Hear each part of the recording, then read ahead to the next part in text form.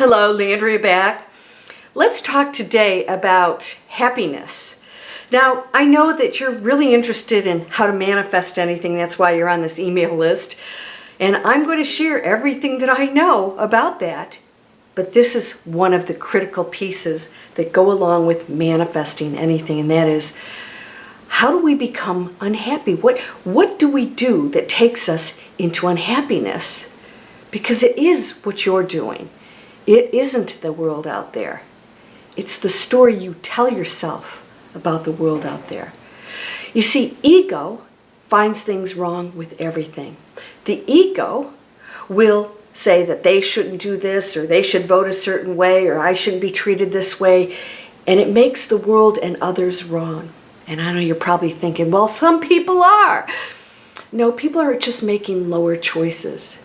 It's all part of the reason we came here, and that is to explore all choices from the dense to the highest, and that journey to get up there. So if we criticize those who are making lower choices, we're criticizing the whole reason that we came here, the whole purpose, and that is to experience going from darkness to light, feeling that we are individuals and separate. That is the total opposite of what we are. And when we realize that that is not true and it's an illusion that we are playing out, we go into a beautiful space of joy and happiness no matter what happens out there.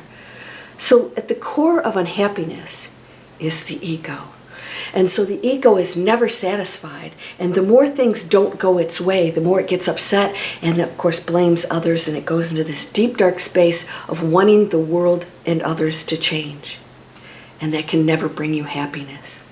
Now, when I teach manifest anything, I tell you that when you go into a space of awakening, you're letting go of the control that the ego requires of that world out there. And you go into a space of unlimited manifesting. So it comes along with the turf. Awakening takes you into the power that you hold right now. And ego takes you into the limitations. It's the one that says, I can't do this. I'm not good enough. I'm doubts. Is there a mantra I need to say? What are the steps I need to do? There are no steps. And I teach you this. All my teachings revolve around a way of being. You have to become a different person with a different belief system. And I know you might think that's impossible. I do it with my students every day. And it isn't always easy, so I want to remind you of something. Yes, boom, we could go into spontaneous enlightenment, but it's never really spontaneous. Everyone who's gone into that state of awakening, Eckhart Tolle is one of them, Buddha, it came from years of struggle and suffering and learning and their own journey, their own evolution. And then dark night of the soul, or maybe just a shift into totally letting go and allowing that to come in. Well, you can do that now. It takes practice and it takes attention every single day. It's awareness and observation. So people say, well, these thoughts come in and they try to battle it. And I say, battle nothing. So today I'm just going to share a simple step that you can do. And that is to observe your own thoughts and the reactions. And ask yourself why you need things to be a different way, or why you disapprove, and why you're going into unhappiness or anxiety.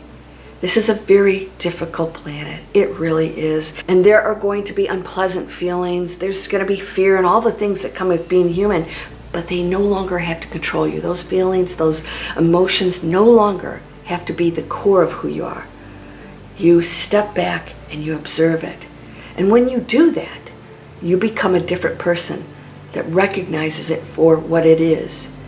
An illusion and an experience, just like everybody else. And so when another goes into that, you recognize that they're going into their own ego and their own fear and their own density. Not to be judged. We're all in it together. So if you want to shift into true happiness, it's releasing all the thoughts and the chaos and the craziness that goes on in our heads that's causing the pain. It's that simple. It takes practice, yes it does, but you can do it. And when you start to observe those thoughts and feelings, you don't struggle with them anymore. You see them for what they are. and it actually becomes humorous at some point. You might want to give this a try. And if you can go into that space and practice that every day, the thoughts and the crazy judgments and all the anxiety and stuff, it actually starts to dissolve it. It stops fighting. You know, it has no place anymore. We're not giving it any attention. So as always, you know, I've given you the 4 proven steps to manifest anything, my 1-hour webinar, and it's really showing you your power and having you know that you can't just know it, you really have to believe it. If you haven't taken that course yet, at the end, you get an opportunity to have a discovery call with me if you think maybe we should work together and take you to the next step. My courses are lifelong because our journey here is never ending. Until you leave this planet, you will always have challenges, but they no longer have to be a problem and you don't have to struggle. Can you let go of ego? Yes, you can. Be aware and ask yourself, is that really a thought I want to have? Chances are pretty good. The answer is no. I'll see you in the next video, my friend. Namaste.